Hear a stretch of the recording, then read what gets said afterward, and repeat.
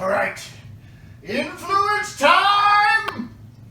Time to influence! I will influence! I am an influencer! Time for influencing! Hi everybody, Todd Robert Anderson, influencer here. Do you have cats? If you do, they probably leave a lot of hairballs around. They leave little granules of kitty litter everywhere, and every couple of days it starts to look like a real mess. And the cats don't do anything to clean up after it. Well, I got your solution. It's called a vacuum cleaner.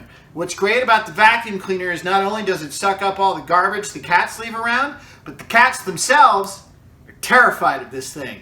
Even though I feed them and pet them and change their litter and stuff, when I get this out, I'm an enemy and I want to kill them.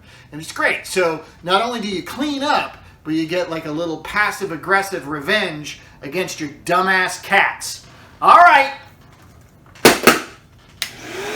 You've been influenced.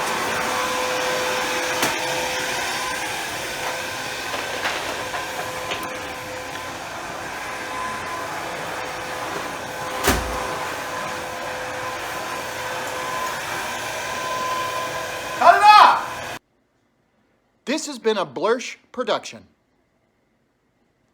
Blur.